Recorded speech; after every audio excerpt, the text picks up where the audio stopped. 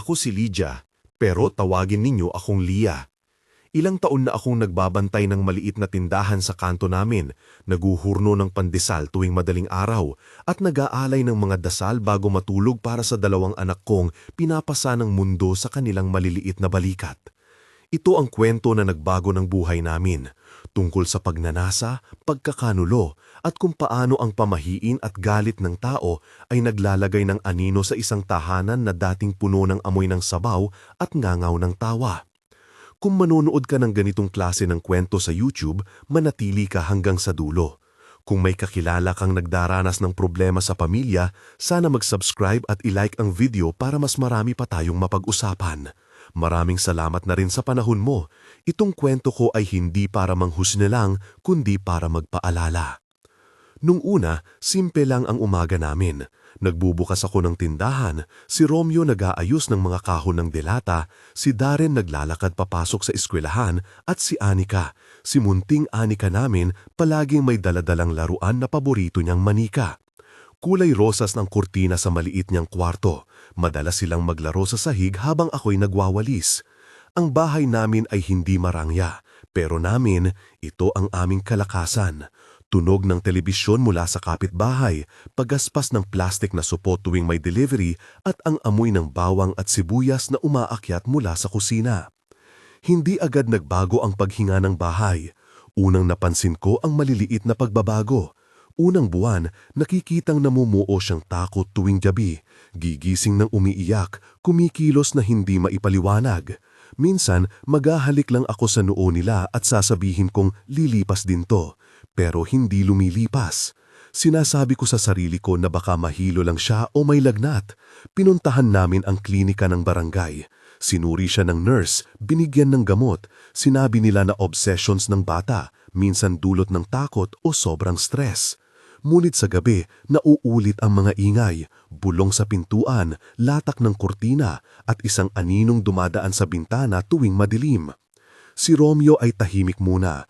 Gumagala siya ng mas madalas, dumadaan sa tindahan pero hindi tumitigil.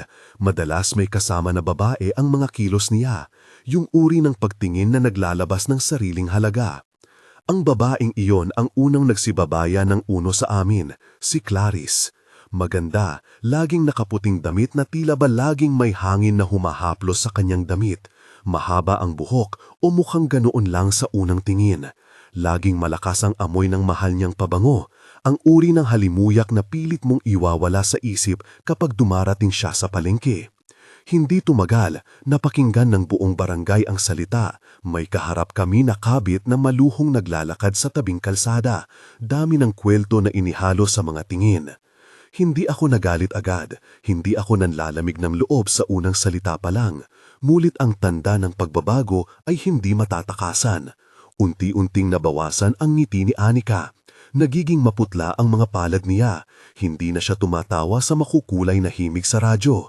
May mga gabi na nagigising siya na umiiyak at sinasabing may babae sa bintana. "Mama," sabihin niya, "puti siya, nakatingin siya."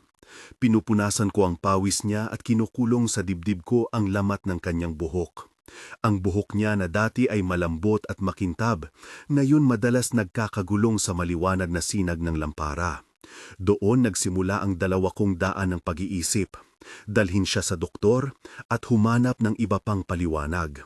Sa isang gabi, nagpasya akong dalhin si Anika sa public hospital.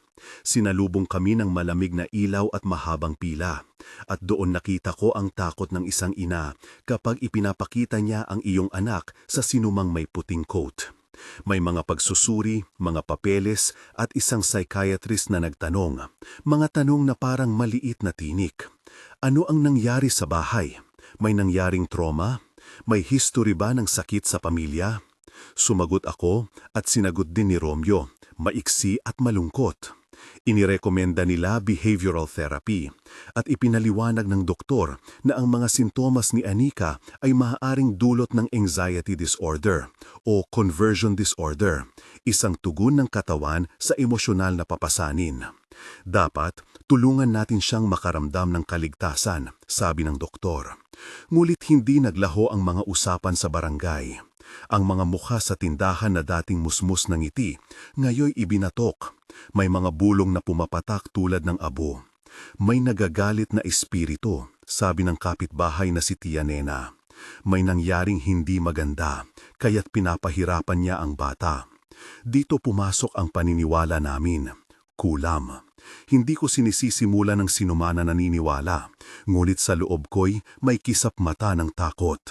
Naramdaman ko ang pag-uyam ng mga salita sa likod ng tindig ni Clarice at sa mga mata ni Romeo. May mga sandaling hindi ko na siya nakikilala.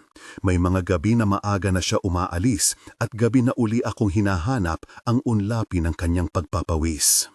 May isang umaga na dumating si Lola Dina, na kilala sa baryo bilang matandang may alam. Dala niya ang siglong pitas mula sa gilid ng kung saan at may maliit na supot na tila may halimuyak ng langis at ilang dahon. Ito ang mga bagay na nakadikit sa mga kababalaghan ng aming lugar.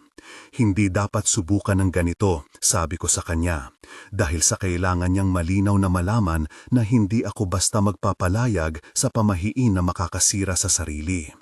Ngunit nananahimik si Lola Dina at tumingin kay Anika. May bagay na kumakapit sa bata. Mahinang sabi niya, hindi ito simpleng sakit lang. May ipinadala ang isang taong may hinanakit. Hindi ko matagal tinanggap ang ideya. Gusto kong patunayan muna ang lahat. Ngunit si Darren na noon ay nasa edad na 14 natinik na ng galit. Nakikita ko sa kanya ang pagninigas ng mga kamay habang pinipitik ang mga palad. Sobra na tuma, sabi niya. Hindi na tama na lagi na lang siya ang tinatapakan. Hindi na tama. May pagkamuhi sa tinig niya na hindi madaling ipaliwanag. Nang malaman namin na si Clarice ay madalas pumapasok sa aming bahay, lahat ng maliliit na bagay na nawawala, ang mga Lapis ni Darren, ang lipstick ko na nasa drawer. Dahan-dahan nagbukas ang pintuan ng pag-aakusa. Si Clarice ang may dala, sabi ng ilang kapitbahay. Nakikita siya sa tindahan ni Mang Renato kagabi. Nagkaroon kami ng saglit na pagharap sa gitna ng kalye. May mga salita na hindi maibabalik. Tumingin siya sa akin ng may panunuyot. Bakit ka nagtatagal sa mundo ng buntot? Bulong niya. Kung gusto mo, aalis ka. Hindi ka naman niya kailangan. Hindi ko inisip na ang saglit na pagdududa ng puso ko ay papatibain ng isang bagay na mas malalim kaysa sa pagtataksil. Ang galit na pumipintig sa mga lumang kasabihan ng baryo. Nagsimulang dumaloy ang mga tao sa aming bakuran para magtanong, para magmatuwid ng tingin, para magbigay ng luha o saksing salita. Ang mga sulyap na iyon ay parang mga lampara na hindi natin inipark. Magaan ang sindak, mabigat ang paghatak sa dugo. Minsan, pagkatapos ng gabi na parang walang hanggan, bumalik si Romeo, dala ang amoy ng ibang bahay at may munting ligaro. Isang baraha, isang bulaklak. Nakitang natin iyon ng pamilya at nagkaroon ako ng lakas ng loob para magtanong sa harap nila. Sa mesa ng aming maliit na kusina, na puno ng lampara at amoy ng kape, ako'y nagsalita. Sino ang babae na laging napupuntahan? Tahimik kong tanong. Tumango siya at hindi tumayo. Si Clarice, aniya, na parang salita lamang na napunit sa hangin. Pagkatapos ng gabing iyon, nagbago ang tingin ng mga kapitbahay. May isang pamilyang hindi na kailanman mapanatag. Nagpatuloy ang mga pag-atake. Hindi pisikal sa umpisa, kundi sa paraan ng pagpapababa ng reputasyon. May mga sulat na naiwan sa tindahan namin na puno ng harang at ng mga kasinungalingan. May mga bakas ng sapatos sa likod ng kusina na hindi namin kilala. Nabura ang mga larawan sa aparador. Siyempre, may tinig ng karunungan na nagsasabing huwag magpaapekto. Mulot ang sakit ng pagdurusa ng bata ko ang tumutulak sa akin na subukan ang lahat ng paraan. Dito pumasok sa buhay namin si Mang Boboy, ang albularyo na tamkad ng kwento sa kabilang dulo ng bayan. Hindi siya albularyong marahas ang kamay. Hindi siya tulad ng mga binibintang sa mga kwento ng takot. Siya ay may mababaw na tinig at maliit na dambuhalang larawan ng santo sa loob ng supot niya. Hindi ko sinasabi na kulam ang siguradong dahilan. Sabi niya sa akin nang mag-usap kami sa likod ng kanyang kubo. Ngunit may mga bagay na hindi agad nasusukat ng mga makina ng ospital. May nakikita ako sa paligid na hindi maganda. Inilatag niya ang isang maliit na telang puti at naglagay ng abo at langis dito. Mga bagay na hindi dapat paglaruan, sabi ko sa sarili. Inalok niya ng kaunting ritual, hindi detalyado. Isang simpleng paglalapat ng langis sa noo ni Anika at pagbulong ng panalangin. Kasabay ang paggagamot ng doktor, dagdag niya, at may tinig na mahahon. Tinanong ko siya kung may peligro. Kung gagawin ng maayos, sabi niya, makakatulong ito na mapanumbalik ang kapayapaan. Pero hindi ako mag-uutos na iwanan ang Ospital. Sumang-ayon ako sa isang uri ng gitna, ipinagpatuloy namin ng therapy at gamot habang may maliit na sandali tuwing umaga na inaamoy ko ang langis na iniwan ni Mang Boboy sa mga pulso ni Anika at pinapakinggan ang mahinang bulong niya. Sa loob ng bahay, may naglalarong alon ng katiwasayan, ang init ng sopas, ang tingog ni Darren na nagbabasa ng komik, ang amoy ng sinangag. Subalit sa labas, ang boses ng baryo ay hindi huminto.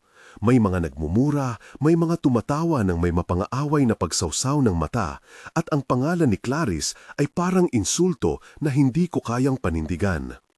Ang gabi ng pangyayari ay hindi nagpakita ng mga senyales sa ibabaw. Karaniwan ang araw na iyon, nagbubukas ako ng tindahan at naglalatag ng tinapay. Si Anika ay napahawak sa aking palad, nagmumuko sa gilid ng bangko habang sumisinghot ng gatas. May mga ulap sa langit at ang hangin ay mainit, wala pa ring bagyo. Pagdating ng hapon, nagbalik si Romeo kasama si Clarice. Sa aming sala, narinig ko silang nag-aaway na parang maliit na grupo ng hailstone, maiksing salita tapos katahimikan. Hindi ko sinubukang makisali, may pagkilos sa akin noong mangyari ang isang bagay na hindi ko kayang pigilan. Narinig ko ang malakas na sigaw ni Anika. "Puta, tanggalin ninyo siya!" Sigaw ni Darren mula sa kwarto. Lumabas kaming lahat at nakita namin ang eksena na magpapabago ng lahat. Nakatayo si Clarice sa tapat ng pintuan, may puting damit maparang kumikikslap sa lampara at may isang maliit na baki ng kandila at langis sa mesa. Tuloy-tuloy ang pagtilaok ng mga salita, may nag-uusap na mahihina. Hindi ko maintindihan agad kung ano ang nangyayari, ngunit sa loob ng ilang segundo may kumalat na usok at isang maliit na pagsabog, hindi gaunong kalaki ngunit sapat para magdulot ng takot. Ang kurtina sa likod ni Clarice ay nagliyab ng mabilis at ang mga tao ay nagkagulo. Kumawa si Clarice, tinakpan ng muka at may sigaw na kasabay ng pagbaliksuot niya sa puting damit.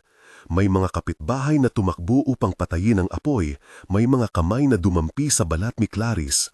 Sa gitna ng kaguluhan, may isang sigaw na tila yumanig sa lahat, tumigil ang oras sa akin. Hindi ko nakita kung sino ang nagbigay ng unang hampas na nagdulot sa pagkahulog ni Clarice sa hagdan. Nakita ko lang na bumagsak siya na palibutan ng usok at amoy ng nasunog na tela. Ang paginahawa ng apoy ay dinala rin ng takot. Hindi ko alam kung sino ang nagdala ng apoy, ngunit naroon ang isang bagay na mas malalim, isang kapintasan ng pagnanasa at galit na nalupig ng insidente. May pumuno ng katahimikan at ang mga mata ng mga tao ay lumiwanag sa isang uri ng nakawiwisang karunungan. May isang matandang kapitbahay ang tumakbo palabas at nagbukas ng maliit na bote, parang may inilagay na tubig sa mukha ni Clarice at doon ko nakita ang katahimikan na nagbabago. Si Clarice ay hindi na kumikilos. Hindi ko akalain na ang isang gabi na iyon ay mabubuo ng katapusan ng isang pangungusap. Tinawag ang ambulansya, dumating ang pulis at ang apoy ay naapula. Pero ang usok ng mga panggigipit ay hindi naglaho. Si Clarice ay dinala sa ospital. Sinabi ng doktor na hindi ito simpleng paso. May kombinasyon ng asphyxia at blunt trauma. Hindi naging malinaw sa akin ang mga teknikalidad, ngulit malinaw ang resulta. Si Clarice ay hindi na bumalik sa aming komunidad bilang dati. Sumiklab ang alon ng paratang. Ang ilan ay nagsasabing kami ang may gawa. Ang iba ay nagsasabing ang asawa ko. May mga nagtataguyod na ang nangyari ay kaparusahan, ang konsepto ng aswang na ibinaba ng mga matatanda sa baryo na parang isang alamat na muling nabuhay. Hindi ako naniwala sa usaping aswang, pero hindi ko maiwasang maramdaman ang bigat ng mga mata na tumitig sa akin na may dalang hatol.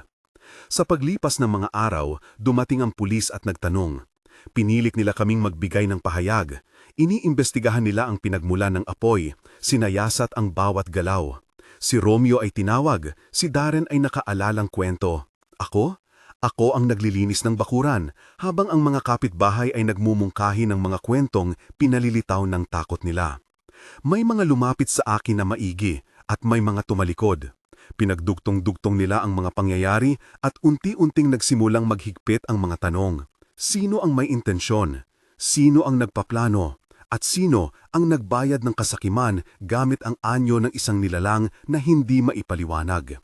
Dinala sila sa kulungan ng ilan. May nagsasabing nakita si Romeo kasama si Clarice sa harap ng bahay bago pa man sumiklab ang apoy. May testigo na nagsasabing may nakita siyang si Lola Dina na dumaan sa likod bahay. May mga indikasyon na may inumin na may kakaibang amoy. Ngulit may kapalit na paliwanag din. Ang bahay ay luma, ang wiring ay mahinang nakaayos at pwedeng nagkaroon lang ng aksidente. Sa loob ng investigasyon, may nagsalita sa korte, mahinang tinig ng kapitbahay at ang malakas na pag-iyak ng isang ina. May mga abogado na nagtanong at nagbibigay ng mga posibleng senaryo.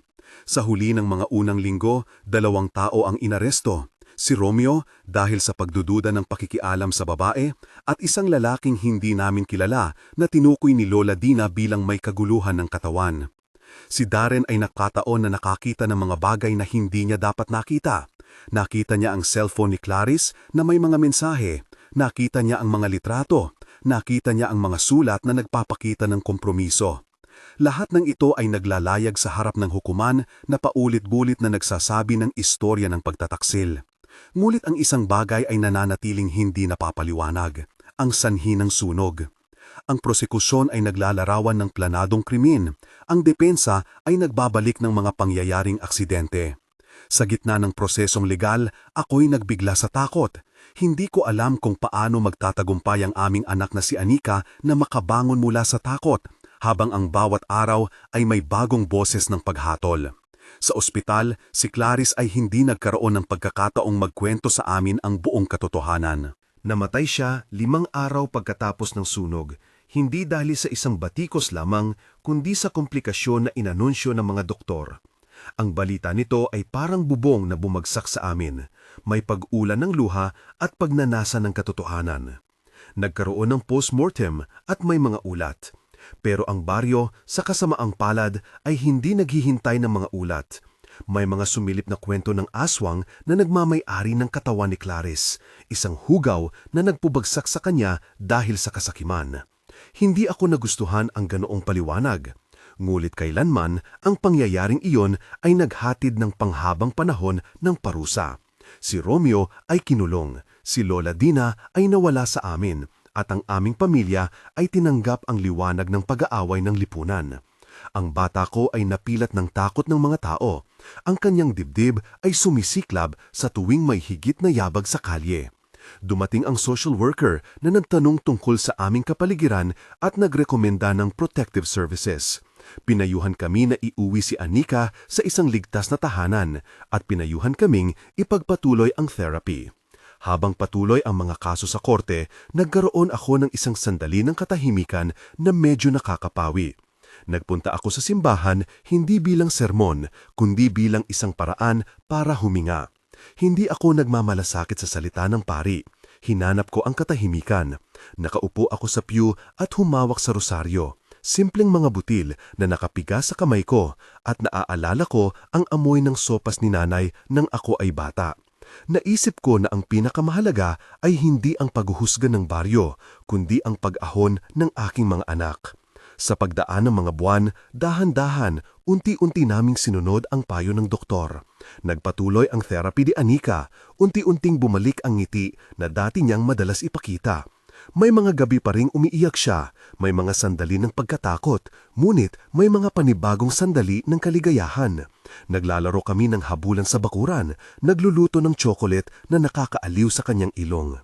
Si Darren, na noon ay napuno ng galit, ay nagtrabaho sa pag-aayos ng gabi at pag-aaral. Nagbago siya, tila ang proseso ng hustisya ay nagbukas ng isang daan para sa kanyang pagkatuto. Si Romeo, sa loob ng kulungan, ay tila nawawala. Hindi ko siya inakalang ganoon ang kahihinatnan. May mga panahong nakikita ko siya sa korte na nagluluha at may mga panahong nagmumura siya ng pagkapahiya.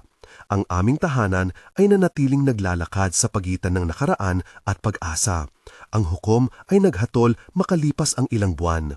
May mga paratang na nagdulot sa kanya ng bilanggo at may kasamang multa, ngulit ang batas ay hindi palaging nagbibigay ng sugat sa puso.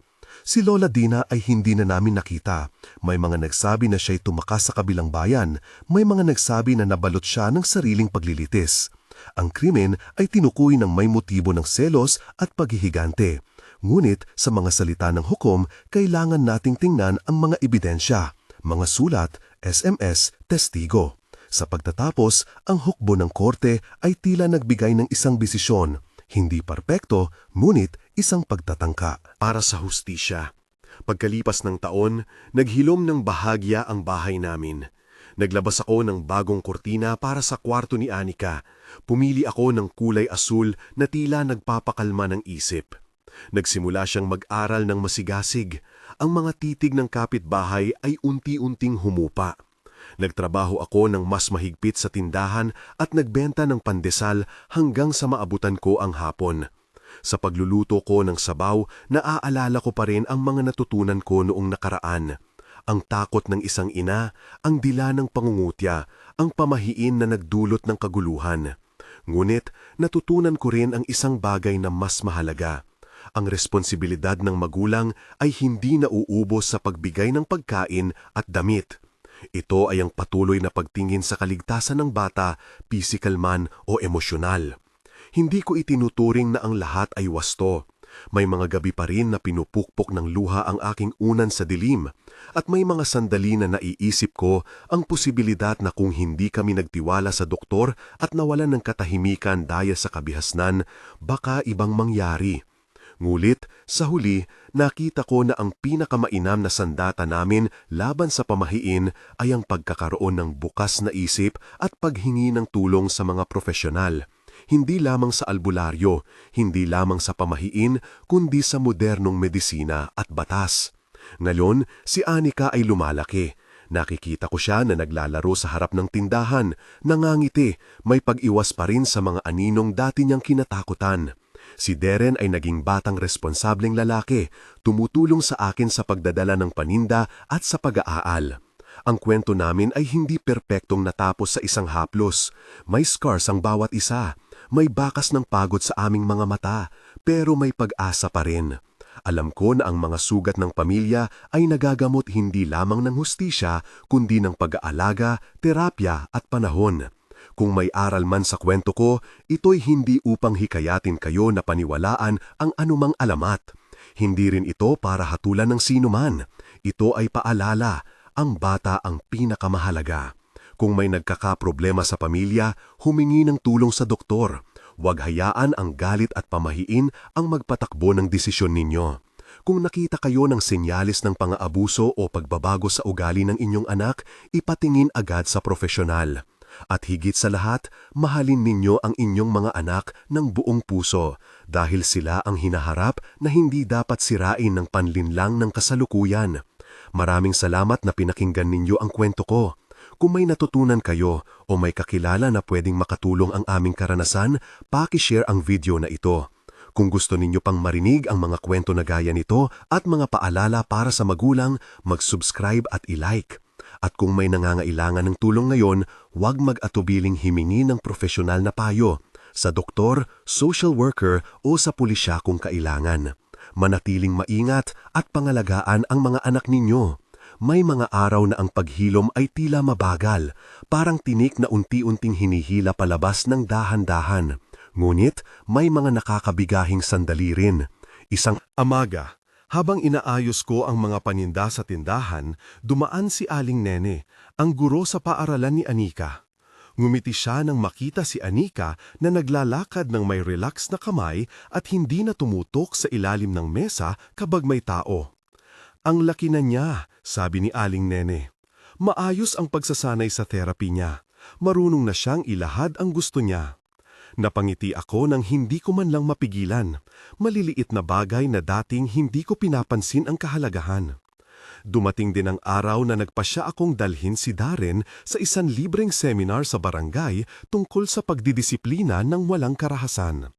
Hindi madali para sa isang binata na nagdala ng bigat ng nakaraan, ngunit pumayag siya nang makita ko ang anino ng pagpipigil sa kanyang mukha. Umupo siya sa likod, mag-arm cross, tila ayaw makipag-ugnayan. Pagkatapos ng ilang oras, napansin ko siyang umiyak ng tahimik habang nagkukwento ang facilitator. Huwag makapangausig, huwag gawing usapan ang kapahamakan. Pagkatapos noon, nag-usap kami sa daan pauwi. Hinawakan niya ang kamay ko at simpleng sinabi, "Nanay, pasyensya na kung minsan lumalabas ako na galit. Gusto kong maging iba." Hindi ako nakapagsalita agad. Ang loob ko ay nagtulo ng mainit na luha. Ang pagkukumpisal na iyon ay maliit na simula, ngulit tunay. May mga panahon ding bumabalik ang takot. Kung minsan kapag may pumapasok na lalaki sa tindahan na may malakas na tinig o kapag may nakaumbok na bisig ang dumadaan sa kanto. Ngulit natutinan naming pumili ng ilan at irespeto ang amoy ng budbugin na hindi na naming kailangang sundan. Nagkaroon kami ng routine. Therapy tuwing Miyerkules, pag-aaral ni Anika tuwing Sabado ng umaga, pagdaragdag ni Darren sa pamamalengke tuwing hapon. Ang mga gawain na dating ordinaryo ay naging pundasyon ng aming bagong normal. Minsan, sumulat si Romeo mula sa looban. Isang simple at magaspang na sobre lang ang dumating. Walang palamute, may marka ng selyo at isang pirma na halos hindi na makilala. Binuksan ko ito ng may bahagyang pangamba at pag-asa. Iniisip ko kung ano ang laman, mga salita ng paghingi ng tawad o mga pagtatanggol o katahimikan. Mahal kong Ana, nagsimula ang liham. Hindi ko maibalik ang oras. Hindi ko rin mabura ang mga bagay na nangyari. Ngunit araw-araw kong iniisip kung paano ninakaw ng aking mga pagnanais ang katahimikan ninyo. Hinihingi ko ang inyong pasyensya at sinisikap kong mabago ang sarili, kung maniniwala ka man o hindi. Hindi ako humihingi ng kapatawaran para sa kapayapaan ng sarili ko. Humihingi ako dahil iyon ang tama para sa inyo. Maikli, walang palusot, may pag-aamin. Hinawakan ko ang papel at napailing. Hindi ko alam kung ang tama ay sumagot o hindi. Pinayuhan kami ng aming counselor na pag-usapan muna ni Darren ang posibilidad ng pagbisita o simpleng pagpapadala ng sagot kung magagawa. Nagpasya kami na hindi agad magpadala ng muling pagkonsultasyon. Kailangan muna ng panahon. Nagpatuloy ang aming pag-uugnayan sa social worker na tumulong sa amin ng una. Nagdala siya ng iba pang pamilya na dumaan sa krisis. May nanay na nawalan ng asawa dahil sa video. Scam. May tatay na sumubok muling tumayo matapos ang pagkakahulong dahil sa maling desisyon. Mga kwento na, sa una, ay parang tanikalay ang lungkot. Mulit sa mga pulong, nagiging mapagkukunan ng lakas. Doon ko nakita ang diwa ng komunidad. Hindi perpekto ang solusyon, ngunit may hindi matitinag na pangako ang mga taong nag-iisip ng pangkabuhayan at paggabay. Naging voluntaryo rin ako isang beses sa outreach. Nagbahagi kami ng impormasyon tungkol sa mga linya ng tulong para sa pang-aabusong pambata at nagbigay ng pamphlet tungkol sa mga palatandaan ng trauma sa mga bata. Hindi ito nauwi sa pagtanggi ng nakaraan. Ito ay alay para sa iba nang hindi mawala ang paninindigan namin. Minsan, sumulyap ako sa mga mata ni Darren habang nagbibilang kami ng sukli sa tindahan. May bago siyang tindig. May maliit na pag-aatubiling naglaho. Si Darren, na noon ay madalas sumigaw kapag nahihirapan, ngayon ay huminga muna at naglalakad palayo bago bumalik. Simpleng disiplina, paulit-ulit na pag-aaruga sa sarili. Sa gabi, binabasa niya ang mga lumang kwento sa kwarto ni Anika. Hindi mga kronika ng galit, kundi mga aklat tungkol sa pakikipagkaibigan at pagtitiwala. Minsan, tanong niya sa akin ng bayayad, "Nanay, okay lang ba kung mag-apply ako sa kursong mekanika sa kolehiyo? Gusto kong may pagkukunan ng pag-asa." Napaiyak ako ng hindi namamalayan.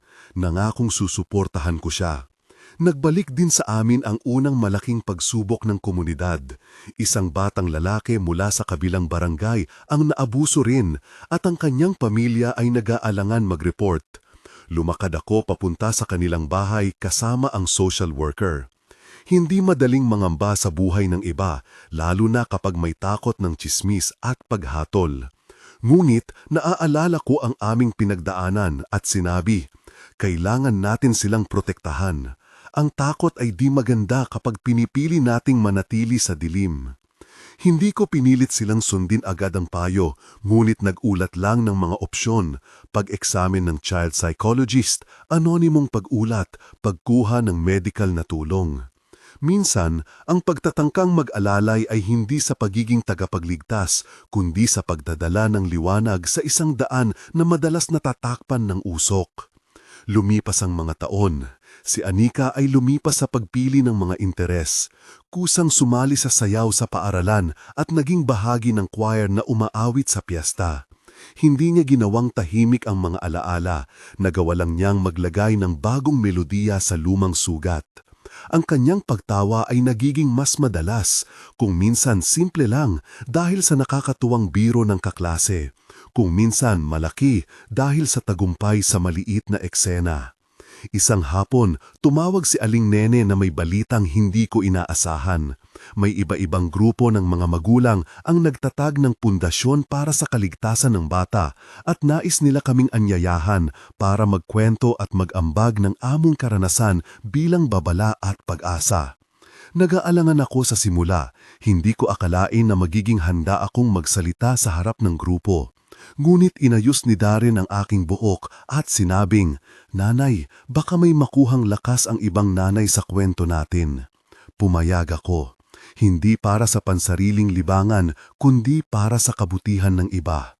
Ang Araw ng pagtitipon ay punong-puno ng iba't ibang mukha, may matatanda, may mga kabataan at may mga opisyal ng barangay.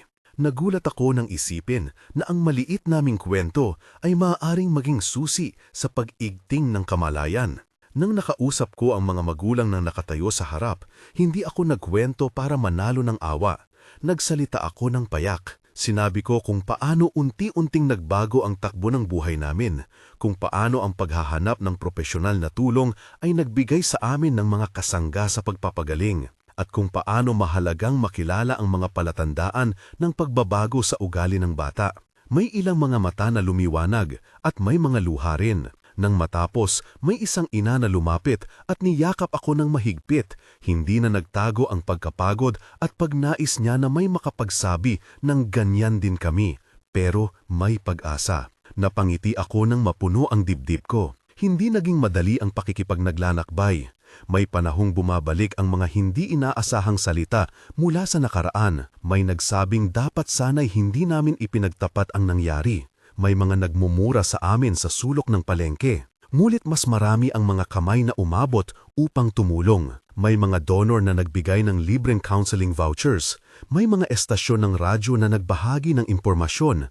At may mga nangangailangan ng simple at malinaw na gabay kung paano mag-report. Isang gabi, isang sobre ang dumating muli. Hindi mula kay Romeo, kundi isang piraso ng papel na may kulay asul na tinta. Ang sulat ay mula sa isang babaeng hindi ko inaasahan, si Lola Dina. Nakasulat ng maikli, "Anak, anak, kung nabasa mo ito, alam kong huli na. Ngunit kailangan kong humingi ng paumanhin. Hindi ko inaasahan ang nangyari at hindi rin ko inaasahan ang napinsalang buhay. Naglayag ako ng malayo para malimot, ngunit dala ko pa rin sa dibdib ang bigat. Hindi ako humingi ng pagbabalik, humihingi lang ako ng kapatawaran para mahamon ang sarili ko. Kung handa kang tumugon, magpapadala ako ng detalye kung saan ako ngayon." Napahinto ako. Hindi ko alam kung ano ang susunod. Ang puso ko ay gumulong sa pagitan ng galit at paghingi ng paliwanag. Matagal na kaming nawala ng pangalan ni Lola Dina, ngunit ang pagdating ng sulat ay nagbukas ng lumang sugat. Nagkatinginan kami ni Darren. Hindi siguro siya handang makita ang babaeng pinaniniwalaan nag-ambag sa pagkawasak ng aming buhay. Gayunpaman, nagpasya kami na huwag magmadali. Pinayuhan kami ng counselor na magpahinga muna at pag-isipan kung ano talaga ang ibig sabihin ng pagpapatawad para sa bawat isa. Hindi ito isang kahinaan, kundi isang normal at mahigpit na proseso. Sa loob ng mga sumunod na buwan, dahan-dahan kaming nag-usap tungkol sa posibilidad ng pakikipag-usap, hindi para sa pagbalik ng nakaraan, kundi para sa paglilinaw at katotohanan. Ang proseso ng pagharap sa nagkasala ay hindi palaging nangangahulugan pagkakaroon ng closure. Minsan ito'y nangangahulugang muling pagtingin sa mga pinangyarihan at pagtukoy ng mga bagong hangganan. Kung tatanggapin man namin ang kanyang liham at may susunod na pag-usap, gagawin namin ito sa presensya ng tagapamagitan at kalinawan para sa legal at emosyonal na proteksyon ng aming anak. Ang buhay namin ay patuloy na gumagalaw, may pagpagod at may paghilom. Hindi ko sinasadyang maging tagapagsalaysay ng isang kwento na maraming sugat, ngulit natutunan kong ang pagsasalita ay may kapangyarihan. Sa bawat taong nakikinig, may butas na unti-unting napupuno ng pag-asa at gawa. At kahit na ang mundo ay hindi laging patas, ang maliit na tindahan namin ay naging lugar kung saan may laging mainit na pandesal at may libreng pagdamay. Kung sino ang dumarating ay umuwi ng kakaunti ang bigat. Hindi ko pa masabing tapos na ang lahat. Marami pa kaming kailangang harapin, mga papeles, mga panibagong pagdinig, mga araw na may mas mabigat na isip. Ngunit ngayon, sa paggising ko at sa pagtingin kay Anika na naglalaro sa harap ng tindahan, alam ko na may dahilan kami para magsikap. Ang aming buhay ay hindi perpekto, ngunit patuloy ang pag-asa na itatahi ang mga himulmol ng normalidad mula sa hibla ng nasirang tela. Pinili namin ang asawa kong si Darren na gawin ang lahat ng mahinahon, hindi sapagkat naging maliit ang galit, malayo iyon, kundi dahil alam namin na ang anumang bigla ang paglusob o paghahanap ng sagot sa maugat na galit ay maaring makapinsala palalo kay Anika. Kaya nagbalangkas kami ng mga panuntunan bago tumugon sa liham. Hindi namin papayagang manakit muli ang sinuman sa amin sa pamamagitan ng mga salita. Hindi namin papayagang ang alinmang panig ay magmonopolyo ng di maipapahayag na bersyon ng katotohanan. At kung sasagutin man namin si Lola Dina, gagawin iyon sa presensya ng tagapamagitan, ang counselor na tumulong sa amin, at may opisyal na dokumentasyon para protektahan ang aming anak. Nagtagpo kami sa maliit na silid-pulong ng barangay hall, hindi para gumawa ng malaking palabas, kundi dahil doon malapit at tahimik. Nandito si Ma'am Liza, ang counselor na tumulong sa amin. Hawak ang isang maliit na kwaderno. Nasa tabi niya ang isang social worker na inirekomenda ng kapitbahay namin at may isang abogado rin na voluntaryong pumayag na makinig at magbigay ng payo. Hindi namin pinatawag ang pulis sa unang usapan. Hindi pa namin gusto ng paninibuho o pananakot. Kailangan muna ng paglinaw at ng mga simpleng sagot na malalaman lang sa kumpisyon. Pagpasok ni Lola Dina, nakita ko agad ang pangungulubot sa mukha niya, higit pa sa taon ng paglayo. Nakasuot siya ng simpleng damit, may daladalang supot na tila hawak-hawak ang sanlibong pasanin. Pumikit ako sandali para hindi agad lumutang sa aking mukha ang mga tanong na kay tagal ko nang ninilay. Bakit? Saan nagkamali?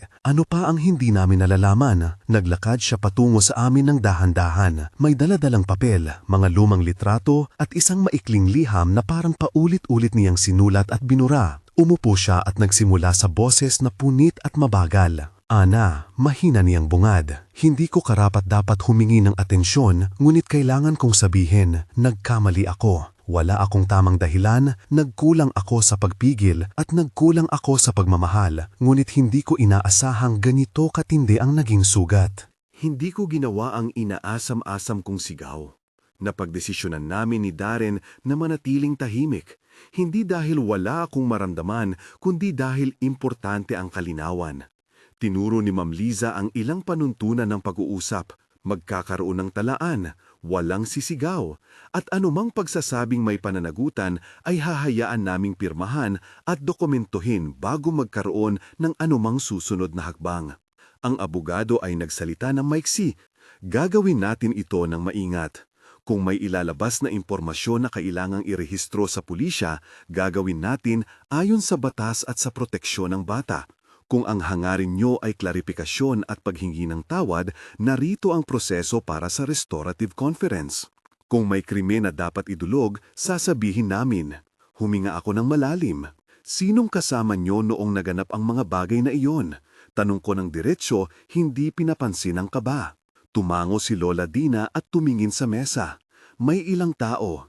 Hindi ko sila madalas binanggit noon dahil natakot ako. Isa sa kanila ay si Romeo. Ngunit hindi lang siya, may iba pa. At may mga panahon na hindi ko rin alam kung paano ako naging bahagi.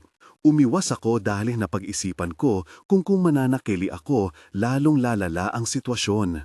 Humihingi ako ng tawad sa aking pag-iwas at sa sakit na idinulot nito. Ang pangalan ni Romeo ay parang malamig na hangin. Hindi ko binanggit ang iba pang detalye.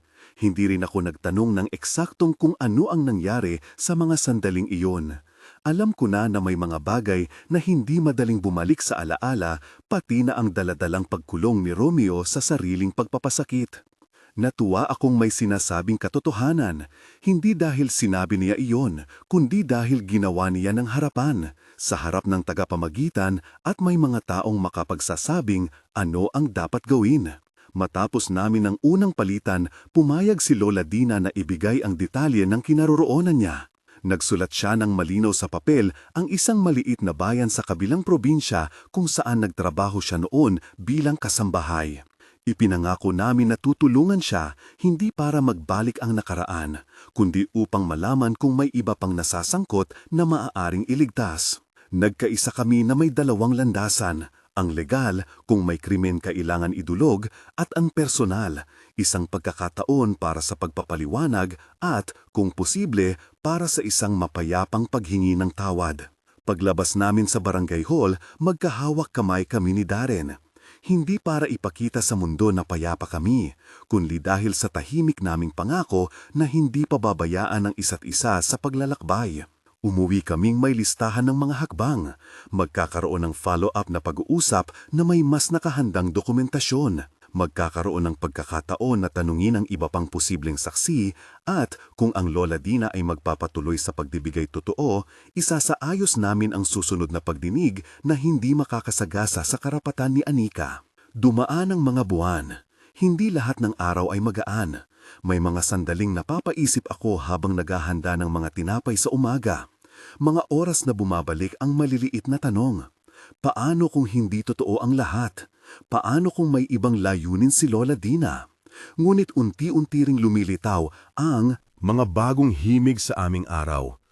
Nagkaroon kami ng mas organisadong talaan ng kalendaryo para sa mga legal na meeting. At sabay rin naming inayos ang mga oras para sa therapy ni Anika. Mas mabilis ang pagtugon niya sa mga sitwasyon na dati niyang kinatatakutan.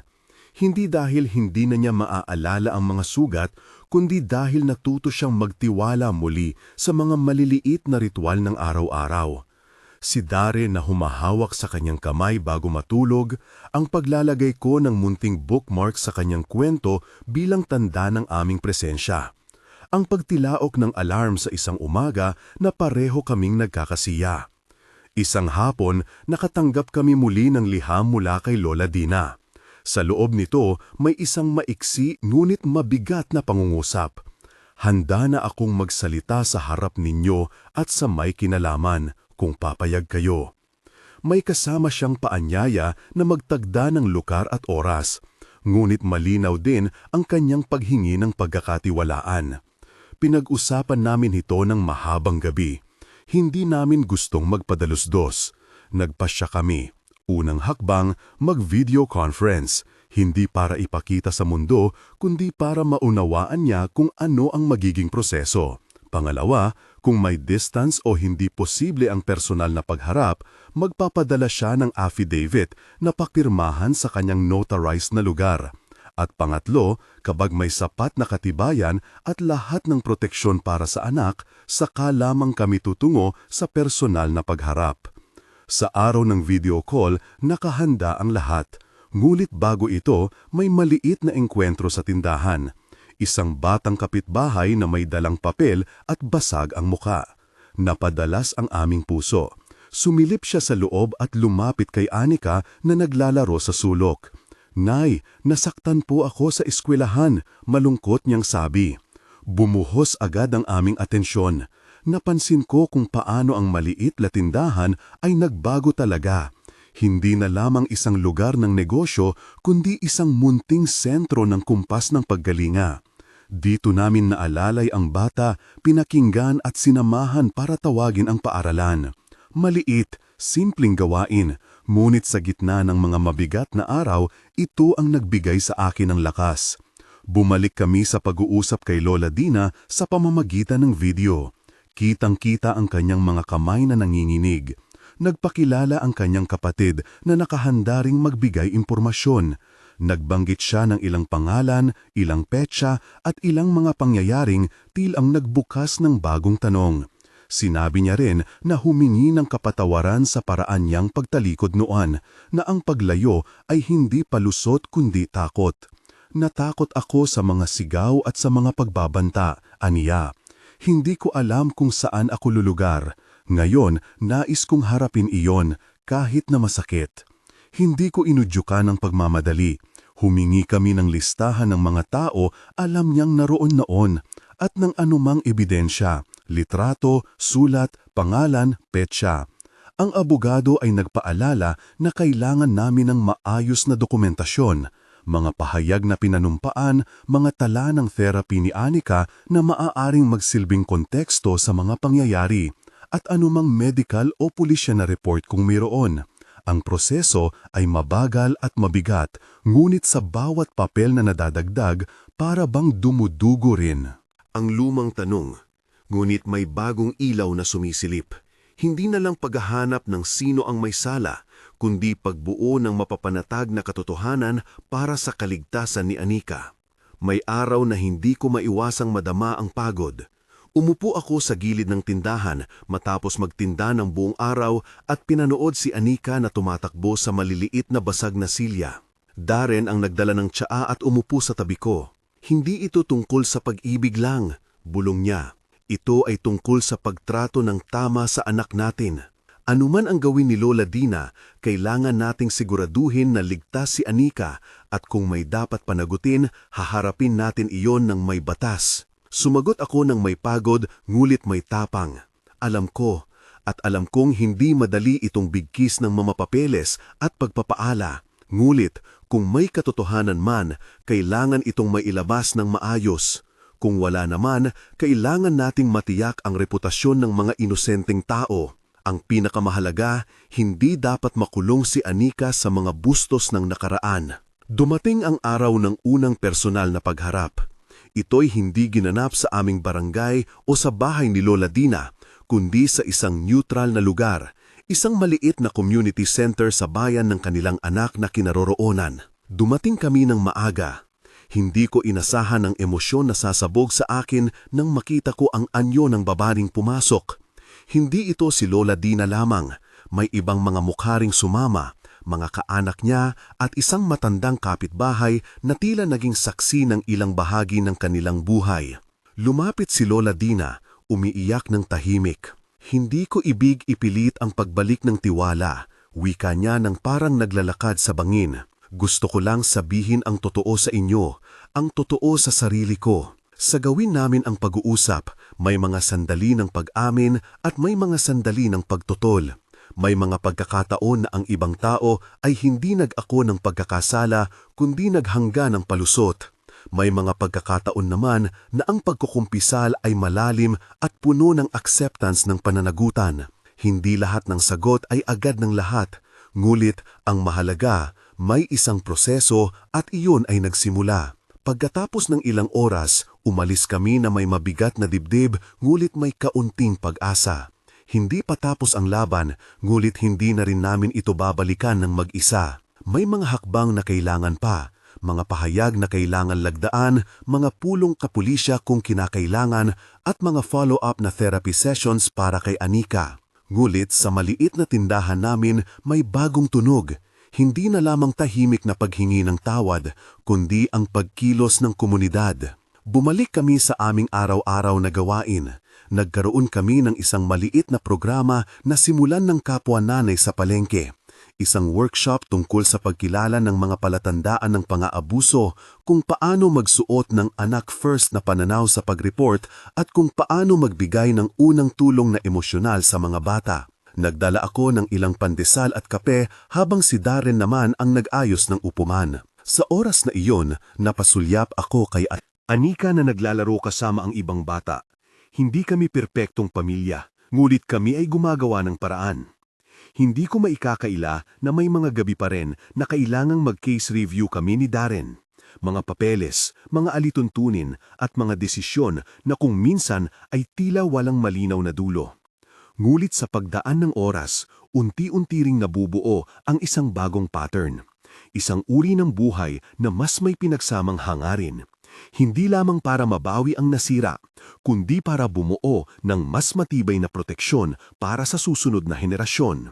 Sa hating gabi, habang nililigpit ko pa ang mga gamit sa tindahan, may isang batang lumapit. Humawak siya sa aking binti at nagtanong ng mahina, "Ate, ilagay mo ako sa listahan para dumalo sa lesson tungkol sa pag-report. Gusto kong matuto para hindi mapahiya ang isa kong kaklase." Napanghiti ako at pinanood ang mga mata niyang matutupad. "Sige, isasama kita," sagot ko. Bago kami matulog, pinahiran ko ang buhok ni Anika at tinanong siya ng mahiwaga, "Anong ginawa mo ngayon na nagpapasaya sa iyo?" Tumango siya at sumagot ng seryoso, na tila nagsasabing may bata na ngayon ang kanyang puso na piniling maging kaibigan. Napangiti ako at napuno ng pag-asa. Hindi pa tapos ang lahat, marami pa kaming lalakaran. Ngunit sa bawat maliit na hakbang, isang pag-uusok sa harap, isang workshop sa palengke, isang liham na inabot ng matapang, para bang may sinulid na bagong hilera ng tela na dahan-dahang binubuo mula sa mga sirang hibla. At sa pagdilim ng gabi, habang naglalakad kami pauwi, napansin ko ang isang liwanag mula sa sulok ng tindahan. Isang batandang lampara na dati ay hindi na namin pinapansin. Ginawa namin itong simbolo, isang munting tala. Kahit maliit, patuloy itong nagliliwanag. Hindi dahil wala ng dilim, kundi dahil may pagnais na patuloy na magsindi ng liwanag, kahit sa mahinang hangin ng pag-aalala.